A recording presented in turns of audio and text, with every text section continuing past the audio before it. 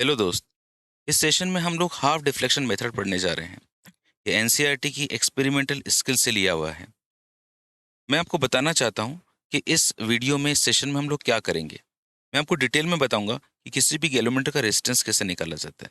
ये हमारी पिक्चर का हीरो होगा। ये गैल्वेनोमीटर है और हमें इसका रेजिस्टेंस निकालना होगा। मैं आपको इस वीडियो में बताऊंगा कि फिगर ऑफ मेरिट क्या होता है। मैं आपको करंट सेंसिटिविटी से भी इंट्रोड्यूस करवाऊंगा। हम एक ग्राफ भी ड्रॉ करेंगे 1/थीटा और आर में। और हम एनसीईआरटी के कुछ बहुत बेहतरीन से एग्जाम्पल्स भी लेंगे और जेई और नीट की अप्रोच तक भी जाएंगे। जैसे एनसीईआरटी के अंदर लास्ट में कुछ सेल्फ असेसमेंट दिए हुए हैं जो बहुत ही प्यारे प्यारे से क्वेश्चन हैं।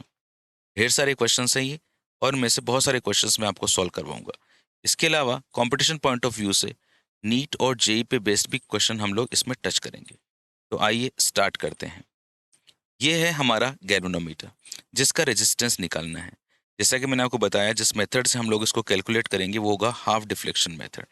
तो हाफ डिफ्लेक्शन मेथड का मतलब ये हुआ कि अगर मैं एक गैल्वेनोमीटर के अंदर करंट फ्लो करता हूँ और इस पे कोई डिफ्लेक्शन आता है, लेट अस अज्यूम 20 डिविजन्स का। ओके, ये 20 डिवीजन का डिफ्लेक्शन आएगा। फिर मैं कुछ ऐसा करूंगा कि इसका जो डिफ्लेक्शन है वो 20 से घटकर 10 रह जाए, आधा हो जाए, है ना। और फिर आधा करके हम लोग देखेंगे कि ऐसी क्या टेक्निक लगाएं कि हम इसका रेजिस्टेंस निकाल पाएंगे। ये तो तय है कि यार रेजिस्टेंस को अगर आपको हाफ करना है तो उसमें जाने वाली जो भी करंट है, मान लीजिए वो पहले आई थी, तो उस करंट को हमें आधा करना होगा। अब ये आधा करेंगे कैसे, मतलब हमें इस मेन करंट को बांटना पड़ेगा। और करंट को कौन बांट सकता है? सिर्फ रेजिस्टेंस। तो हमें इसके पैरेलल में कोई एक रेजिस्टेंस लगाना होगा, इसका मतलब। ओके, और वो रेजिस्टेंस में इतनी ताकत होनी चाहिए कि दोनों में जो करंट है वो कितनी कितनी चली जाए, आधी आधी चली जाए। ओके, और डिफ्लेक्शन हाफ हो जाए। ये तो इसका मेन अपना जो है वो पॉइंट रहेगा जिस पे हम लोग चर्चा करने वाले हैं। जब हम लोग एनसीईआरटी की बात करते हैं तो एनसीईआरटी में एक्सपेरिमेंट नंबर 6 है। इसके अंदर जो एपरेटस रिक्वायर्ड है और जो उसका प्रिंसिपल है, सबसे पहले मैं वो आपको बताने वाला हूँ कि इसके एपरेटस क्या चाहिए। एक तो हमारा हीरो है ही है गैलोमीटर। गैलोमीटर के अलावा हमको चाहिए इसमें बैटरी। ओके, जो उस गैलोमीटर के अंदर करंट फ्लो करेगी। हमें एक की चाहिए कि जब हम चाहें तब करंट बहा दें, जब हम चाहें तब करंट को रोक दें। हमें एक हाई रेजिस्टेंस बॉक्स चाहिए होगा जिसका जो रेंज है वो 0 से लेकर और 10 किलो ओम तक होना चाहिए। हमें एक लो रेजिस्टेंस बॉक्स चाहिए होगा जिसकी रेंज 0 से लेकर 200 तक होगी। ओके, तो हम लोग सर्किट बनाना स्टार्ट करते हैं। सबसे पहले हमारा गैल्वेनोमीटर, हमारी बैटरी, हमारी की और हाई रेजिस्टेंस बॉक्स, इन सबको हमने एक साथ ले लिया। गैल्वेनोमीटर में करंट बहाने के लिए हम इसका कनेक्शन बैटरी के हाई पोटेंशियल से कर देते हैं और इसके लो पोटेंशियल को बैटरी से कनेक्ट, ये की से कनेक्ट कर देते हैं। की को अपन लोग हाई रेजिस्टेंस बॉक्स से कनेक्ट कर देते हैं। ये हाई रेजिस्टेंस बॉक्स है जिससे मैं 10 किलो ओम तक का रेजिस्टेंस निकाल सकता हूँ। उसके दूसरे टर्मिनल को गैल्वेनोमीटर के साथ कनेक्ट कर देते हैं। जैसे ही मैं इस की को क्लोज करूंगा, यहाँ से करंट बहने लग जाएगी और गैल्वेनोमीटर में डिफ्लेक्शन आएगा। लेट अस अज्यूम 20 डिवीजन तक इसका डिफ्लेक्शन आया। ओके, यहाँ पे मैं आपको बता दूं कि हम लोगों ने यहाँ पे हाई रेजिस्टेंस बॉक्स क्यों लगाया है। एक्चुअली जो हमारा गैल्वेनोमीटर होता है ना, ये बहुत ही सेंसिटिव होता है। ये बहुत ही छोटी छोटी करंट पर, बहुत ही छोटी छोटी करंट पर डिफ्लेक्शन दे देता है। मतलब इसमें जाने वाली जो करंट होती है वो अक्सर मिली एम्पियर्स की ऑर्डर की होती है। अब यार इतनी छोटी करंट बनानी है आपको, तो ऑब्वियसली एक ही तरीका है, I is equal to V upon R होता है। करंट को अगर छोटा बनाना है तो रेजिस्टेंस को हाई रखना होगा। अब अक्सर जो गैलोमीटर का रेजिस्टेंस होता है वो लगभग 50 ओम से लेकर और 100 ओम के आसपास होता है। ओके, तो अब अगर अपन को इस ऑर्डर का रेजिस्टेंस चाहिए तो हम लोग इसके साथ में इतने रेजिस्टेंस के ऊपर जो हमारी करंट होती है वो काफ़ी ज़्यादा होती है, क्योंकि जो अपन लोग बैटरी लेते हैं वो लगभग तीन तीन से लेकर 6 वोल्ट के आसपास की बीच की लेते हैं।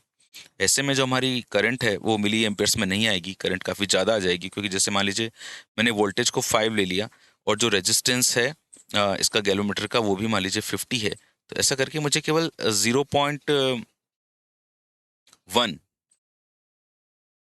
एम्पेयर की करंट मिली, जबकि मुझे मिली एम्पेयर्स में करंट चाहिए। इसलिए मैंने इसके साथ में हाई रेजिस्टेंस बॉक्स लगाया है। ये जो हाई रेजिस्टेंस बॉक्स है ये क्या करता है, रेजिस्टेंस को बढ़ा देता है सर्किट की। और अगर सर्किट का रेजिस्टेंस बढ़ जाएगा, हाई हो जाएगा, तो करंट की वैल्यू भी क्या हो जाएगी, कम हो जाएगी। ठीक है। ओके, तो अब मैं एक सिंपल सा सर्किट बनाना स्टार्ट करता हूँ आपके लिए। तो सर्किट बनाते समय क्या करना है, जैसा कि मैंने आपको बताया, गैल्वेनोमीटर लेना है। इसका रेजिस्टेंस मैंने जी मान लिया। जो सेल लगाया था ये लगा दिया, ये की लगा दिया और ये हाई रेजिस्टेंस लगा दिया। इसको मैंने आर से रिप्रेजेंट कर दिया। जो आर है वो क्या है, आपका हाई रेजिस्टेंस है। This is high resistance. जी जो है वो क्या है, रेजिस्टेंस ऑफ गैल्वेनोमीटर। ये रेजिस्टेंस ऑफ गैल्वेनोमीटर है। ओके, ये जो बैटरी है इसका एम ऑफ मैंने ई ले लिया और की को क्लोज कर दिया एंड करंट फ्लो होने लग गई। ये जो करंट फ्लो हुई है यहाँ पे, इस करंट से गैल्वेनोमीटर में डिफ्लेक्शन आया। लेट अज्यूम इसका जो डिफ्लेक्शन है वो कितना है, थीटा है। Reflection of galvanometer. ओके, मैं सबसे पहले इसके लिए करंट निकालने जा रहा हूँ, है ना, कि यहाँ पे कितनी करंट बह रही है। Let assume this current is I. Current is equal to potential difference upon resistance. तो पोटेंशियल डिफरेंस कितना है अपने पास में, ई, और रेजिस्टेंस कितना है। देखो ये जो आपको यहाँ पे जी और आर दिखाई दे रहे हैं, ये जो जी है और जो आर है ये दोनों आपस में सीरीज में है। तो सीरीज में जो रेजिस्टेंस होता है वो कितना होता है, जी प्लस आर हो गया। ओके, ये हमारे पास में करंट आ गई। अब मेरा उद्देश्य है इस करंट को हाफ करना। तो इस करंट को हाफ कैसे किया जाए। तो इस करंट को हाफ करने के लिए हम लोगों ने कुछ ऐसा किया कि ये जो अपना सर्किट बना हुआ था, ये तो हाई रेजिस्टेंस था ही ऊपर वाला। मैं कुछ ऐसा करना चाहता था कि इसके डिफ्लेक्शन को हाफ करना चाहता हूँ। कि मान लीजिए मैंने कि यहाँ पे जो डिफ्लेक्शन है वो थीटा है, तो अब जो मेरे को डिफ्लेक्शन मिले वो थीटा बाई 2 मिल जाए। मतलब जितनी करंट पहले जा रही थी उसके बजाय उसकी आधी करंट जाए। अब ये करंट हाफ होनी चाहिए। अब ये करंट हाफ होनी चाहिए तो यार मुझे इस मेन करंट को दो हिस्सों में बांटना पड़ेगा। तो मैंने क्या किया, इसके पैरेलल में एक लो रेजिस्टेंस बॉक्स लगा दिया।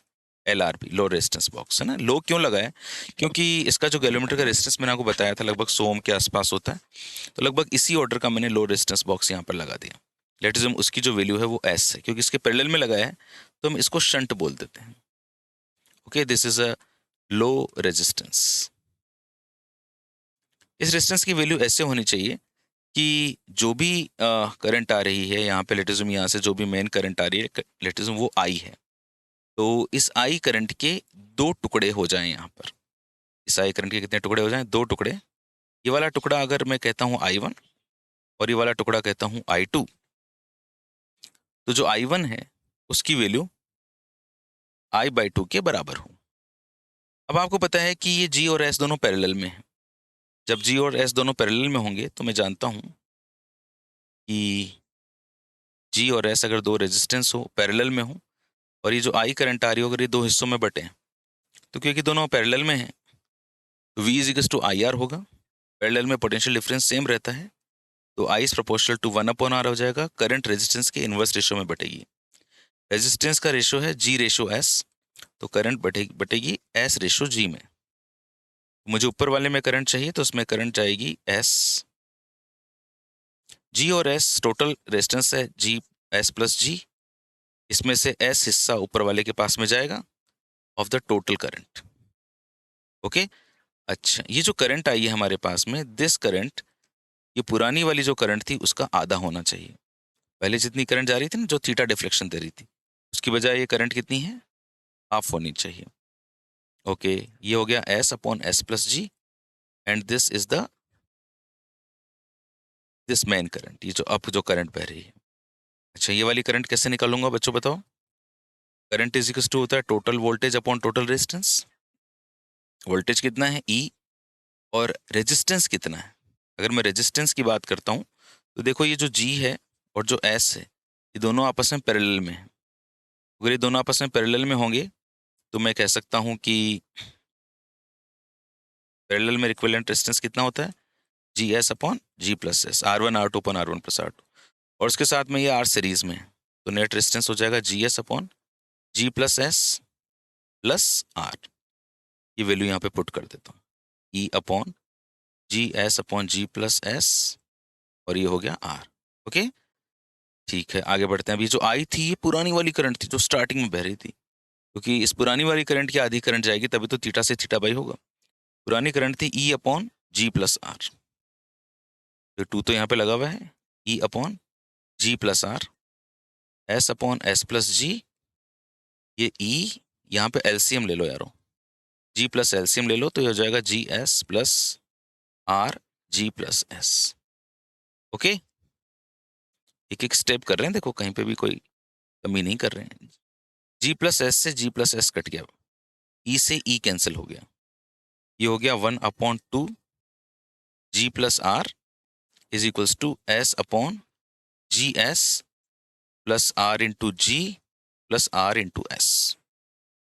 अब क्रॉस मल्टीप्लाई कर दो, इसे इधर लेफ्ट हैंड साइड में ले जाओ, तो क्या हो जाएगा, ये G S plus R G plus R S is equals to, S तो ये है, इसके पास में 2 जी प्लस आर ले जाओ, एस तो है ये, 2 जी प्लस आर ले जाओ। अंडरस्टैंड? एक बार फिर से देख लेते हैं। चलिए, सारी स्टेप सही हैं। हमारा उद्देश्य क्या है, जी निकालना।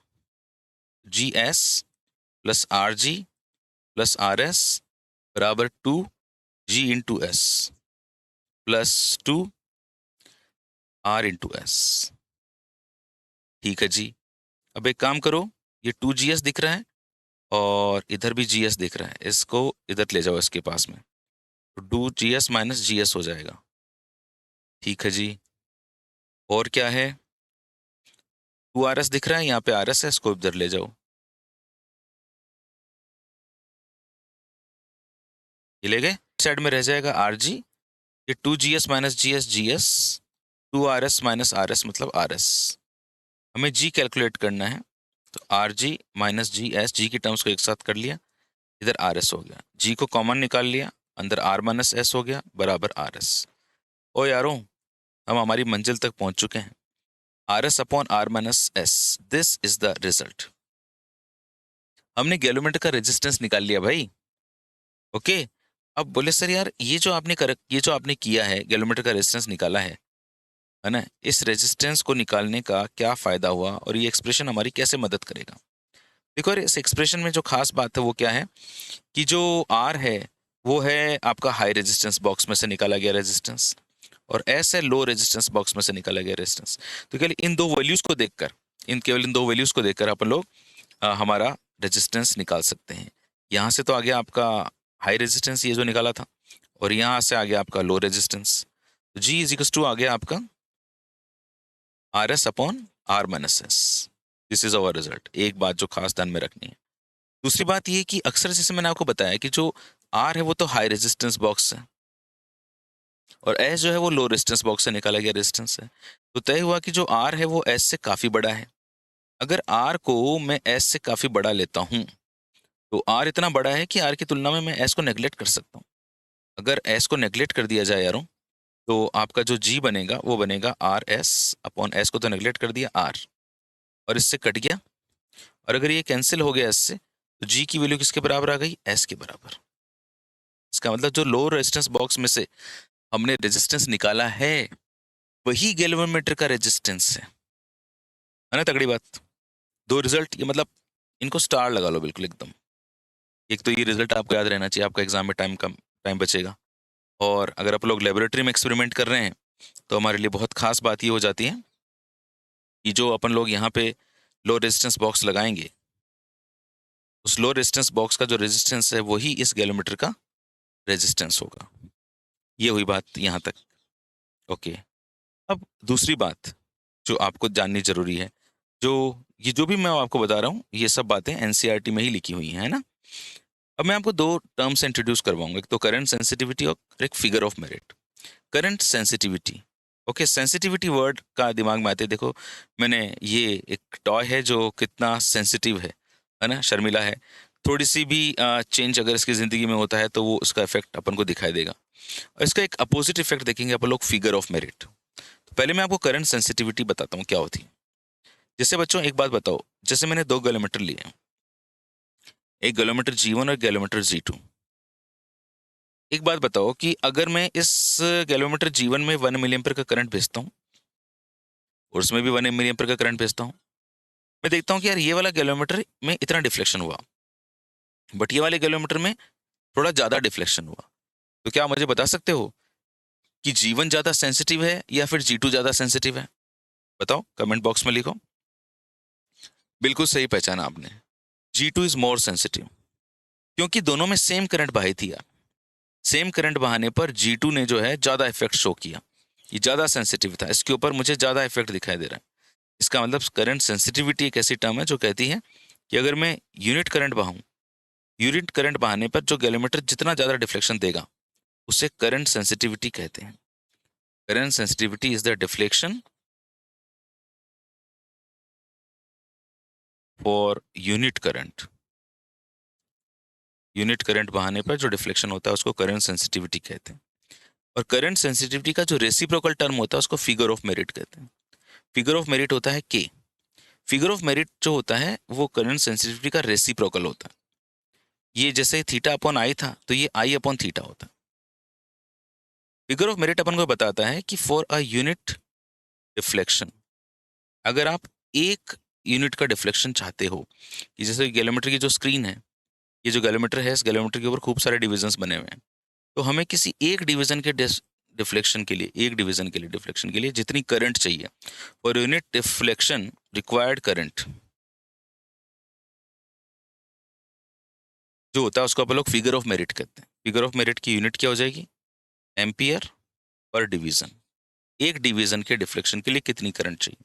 मतलब ये हुआ कि अगर मैंने 2 गैलोमीटर ले लिए और एक गैलोमीटर ऐसा है, 2 गैलोमीटर ले लिए, इसमें अगर मैं एक डिवीजन का डिफ्लेक्शन चाहता हूँ तो मुझे 1 मिली एम्पियर की करंट जरूरत है, तो इसमें 2 मिली एम्पियर की करंट है। मतलब ये जो है दूसरा वाला ज़्यादा डीट है। ओके, क्योंकि इसको एक डिवीजन के लिए, एक डिवीजन के डिस्प्लेसमेंट के लिए ज़्यादा करंट चाहिए। मतलब ये आसानी से नहीं हिल रहा। कहने का मतलब जिसका फिगर ऑफ मेरिट ज़्यादा होगा, जिस किलोमीटर का, मतलब उसमें डिफ्लेक्शन लाना उतना ही कठिन होगा। फिगर ऑफ मेरिट हमको ये बताता है कि किसी गैलोमीटर को में डिफ्लेक्शन लाना कितना कठिन है। जितना ज़्यादा, क्योंकि उसको ज़्यादा करंट चाहिए, जिसको ज़्यादा करंट चाहिए वन डिफ्लेक्शन के लिए, उसकी फिगर ऑफ मेरिट ज़्यादा है। ओके जी। अच्छा चलो फिगर ऑफ मेरिट का फॉर्मूला देखते हैं कि कैसे आया। जैसे मैंने आपको बताया कि फिगर ऑफ मेरिट का क्या फॉर्मूला है, ये है आई अपॉन थीटा। आई और थीटा का जो रेशियो होता है उसे हम लोग क्या कहते हैं? फिगर ऑफ मेरिट कहते हैं। अच्छा जी, ये 1/थीटा, और जो करंट थी अपने पास, ये जिस करंट की मैं बात कर रहा हूँ, ये बताऊँ कौन सी करंट है? वो जो बिल्कुल अपन लोगों ने स्टार्टिंग में निकाली थी ना, स्टार्टिंग में निकाली हुई करंट है ये वाली करंट ना। इस करंट की वैल्यू कितनी है? E upon G plus R. E upon G plus R. ये क्योंकि हम बात कर रहे हैं ना इस पूरे सर्किट की, जो अपन ने सर्किट बनाया, यहाँ पे हाई रेजिस्टेंस बॉक्स लगाया, ये ई लगाया, ये गैलोमीटर लगाया था, यहाँ जो करंट थी वो जा रही थी, तो इस करंट ने मान लीजिए इस गैल्वेनोमीटर में कितना डिफ्लेक्शन प्रोड्यूस किया था? थीटा किया था। तो थीटा डिफ्लेक्शन के लिए आई की जरूरत पड़ी, है ना। तो मैं ऐसे कह सकता हूँ कि थीटा डिफ्लेक्शन के लिए मुझे आई करंट की जरूरत पड़ रही है, तो यूनिट डिफ्लेक्शन के लिए कितने की जरूरत पड़ रही है? आई अपॉन थीटा की। दिस इज फेगोरोमीटर। आई की वैल्यू कितनी है? E upon G plus R. तो ये भी एक तगड़ा फॉर्मूला तैयार हो गया।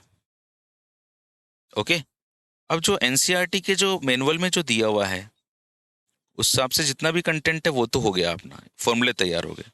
अब जैसे जब हम लोग एक्सपेरिमेंट करते हैं, तो एक्सपेरिमेंट में क्या करते हैं कि हाई रेजिस्टेंस की वैल्यू ले ली, मान लीजिए कुछ भी, मैंने मान लीजिए 5000 ओम हाई रेजिस्टेंस की वैल्यू है, तो मैंने देखा कि डिफ्लेक्शन कितना आ रहा है? 20 divisions.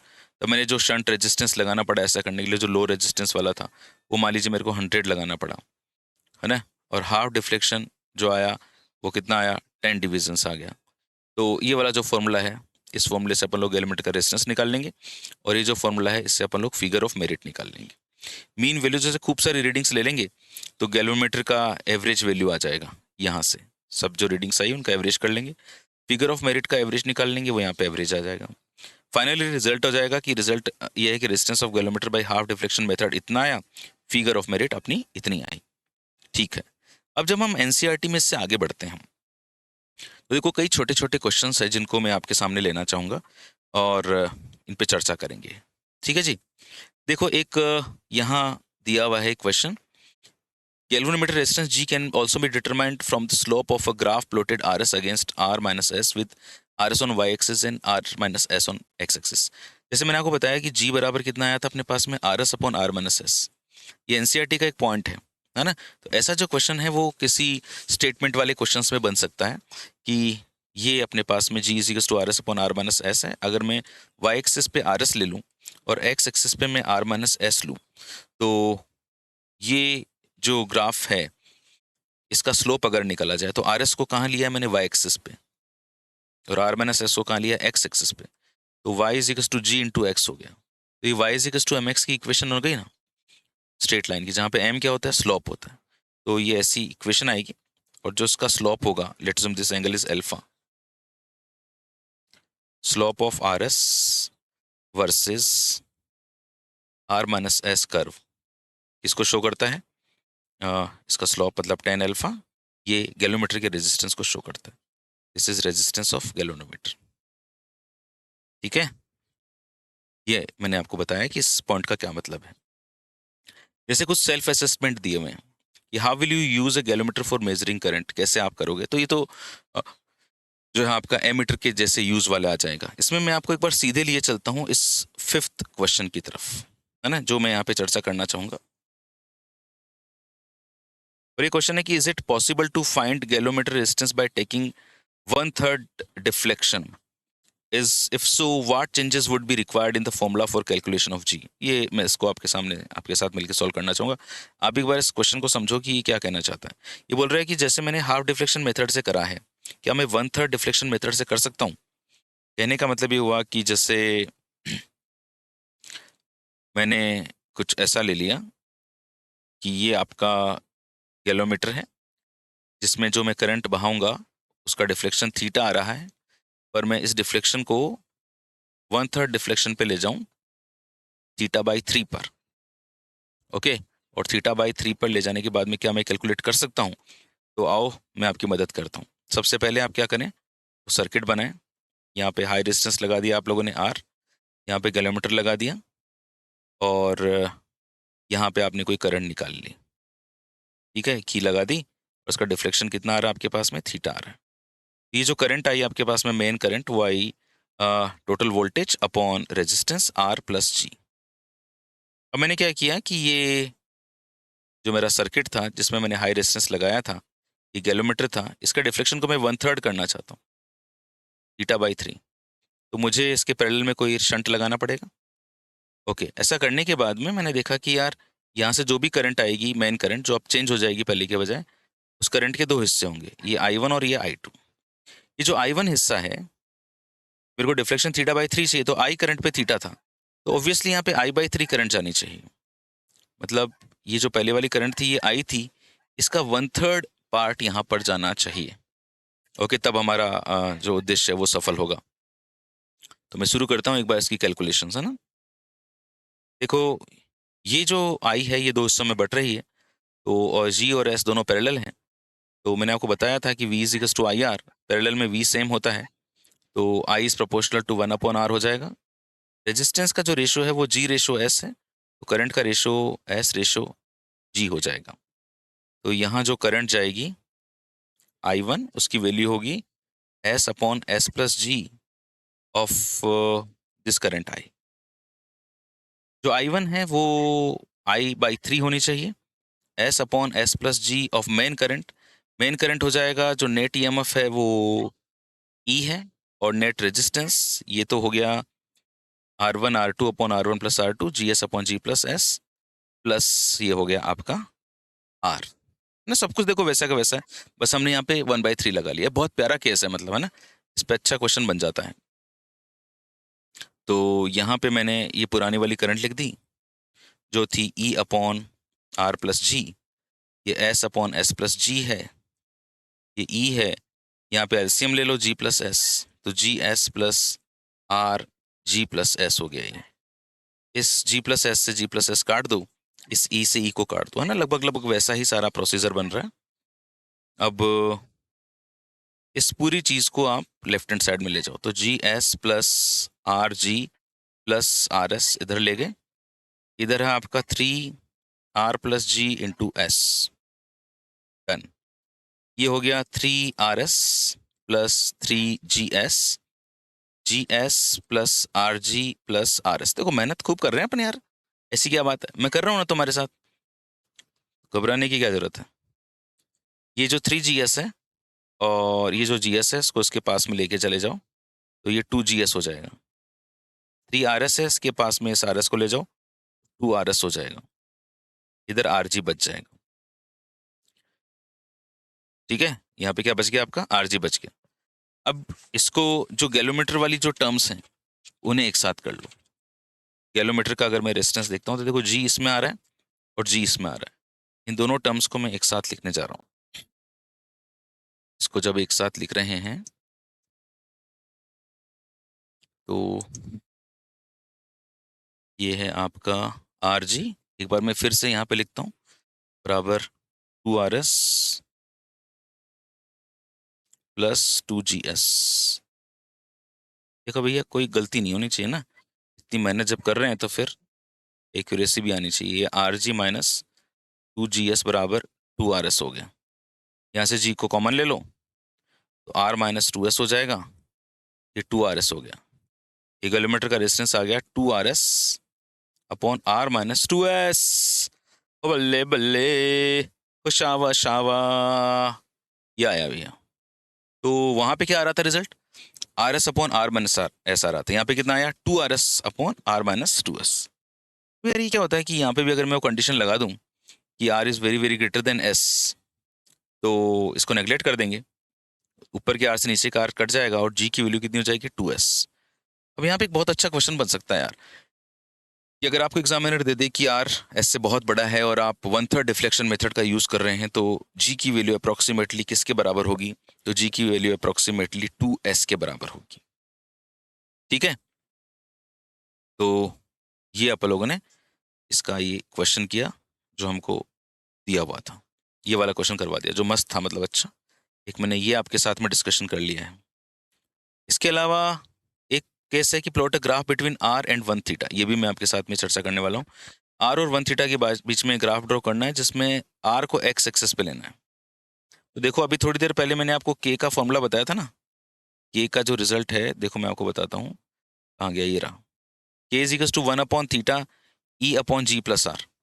K is equals to 1 upon theta E upon G plus R। ये रहा। अब आपसे कहा जा रहा है कि भैया आप y एक्सिस पे तो 1 अपॉन थीटा ले लो, है ना, और इधर R ले लो, इसके बीच में ग्राफ ड्रॉ करो। तो इस इक्वेशन को थोड़ा एक सही फॉर्मेट में लाना पड़ेगा। 1 अपॉन थीटा बराबर लिख सकता हूँ मैं K G plus R upon E।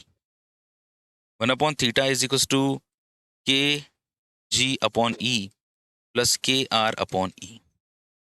देखो जो 1 अपॉन थीटा है इसको कहाँ पे ले रखा है, y एक्सिस पे। R को कहाँ पे ले रखा है, x एक्सिस पे।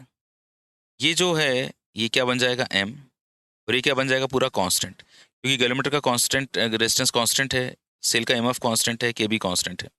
तो फॉर्मूला बन जाएगा आपका y is equals to mx plus C. और अगर ये बन गया तो हमारी जो स्ट्रेट लाइन आएगी वो ऐसी आएगी, y is equals to mx plus C की। ये स्ट्रेट लाइन में हमको ये बताया जा रहा है कि ये जब r की वैल्यू 0 है, मतलब हाई रेजिस्टेंस मैंने नहीं लगाया है, तो 1 अपॉन थीटा इतना आ रहा है। और फिर जैसे जैसे मैं r की वैल्यू बढ़ाता जा रहा हूँ 1 अपॉन थीटा बढ़ता जा रहा है, क्योंकि रेजिस्टेंस जैसे जैसे बढ़ता जाएगा तो डिफ्लेक्शन कम होता जाएगा। और डिफ्लेक्शन कम हुआ मतलब, डिफ्लेक्शन कम होने का मतलब हुआ कि थीटा कम हो रहा है, और थीटा कम हो रहा है तो 1 अपॉन थीटा क्या हो रहा है, बढ़ रहा है, इसलिए ये ऐसे इंक्रीजिंग को शो कर रहा है।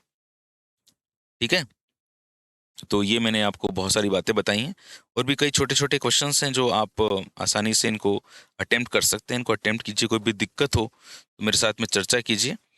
चलिए एक फटाफट से एक छोटी सी क्विज करते हैं। आप मुझे बताओ कि in half deflection method a high resistance box is connected in series with the battery so that, क्यों करा हाई रेजिस्टेंस बॉक्स कनेक्ट, क्यों करा, जल्दी बताओ जल्दी बताओ, चारों ऑप्शंस पढ़ो। बिल्कुल सही, the deflection of the galvanometer is brought with in the scale, जिससे कि स्केल में आए, अदरवाइज करंट ज़्यादा हो जाएगी और वो स्केल से बाहर चला जाएगा। पावर लॉसेस से इसका कोई कनेक्शन नहीं है। High resistance values are easily available, कोई कनेक्शन नहीं है, नन ऑफ द अबाव नहीं, इसका फर्स्ट आंसर हो जाएगा। एक और करो, what is the relation between figure of merit and current sensitivity. Very good, बहुत बढ़िया। करंट सेंसिटिविटी और फिगर ऑफ मेरिट दोनों एक दूसरे के लिए रेसिप्रोकल होते हैं। ठीक है, ऐसी और भी, क्योंकि काफ़ी लंबा अपना सेशन हो चुका है तो मैं चाहता हूँ कि यार अब आगे भी मेरे पास में बहुत प्यारे प्यारे से क्वेश्चन है, लेकिन इनको मैं कुछ मतलब सेपरेट वीडियो बना देता हूँ, और उनके लिंक जो है वो इस वीडियो के डिस्क्रिप्शन में आपको मिल जाएंगे। ठीक है, तो आई होप आपको मज़ा आया होगा, मेरे को तो बहुत मज़ा आया आपके साथ में।